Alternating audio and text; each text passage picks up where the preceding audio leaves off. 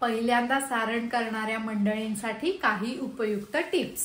मी 2 नारळ खरवडले, जेवढं खोबरं पडलं तेवढाच गूळ घेतला। गूळ कमी घ्यायचा नाही। गूळ जर कमी घेतला तर सारण अगोड होतं आणि त्याच्यावर पुन्हा कव्हर येतं, त्याच्यामुळे मोदकच अगोड लागतो। 1 तासापूर्वीच खोबरं आणि गूळ एकत्र करून ठेवलेलं आहे, त्यामुळे दोन्ही एकजीव चांगलं होतं आणि आपलं सारणही पटकन शिजतं।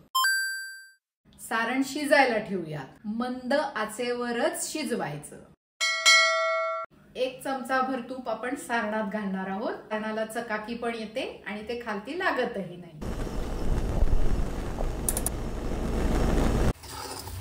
हे ड्रायफ्रूट सुद्धा घालणार आहोत, यानी टेस्ट आणखी छान होते। काजू, पिस्ते आणि बेदाणे। बेदाणे अशा प्रकारे धुवून घ्यायचे। ड्रायफ्रुट्स घालतोय, बेदाणे। सारण ज्युसी पण पाहिजे आणि साइडनी कोरडं पण व्हायला पाहिजे। हे बघा, साइड कोरड्या व्हायला लागल्या, थोडंसं ज्युसी पण आहे। सारण एकदम कोरडं झालं तरीही मोदक चांगले होणार नाही। वेलदोडा आणि केशर।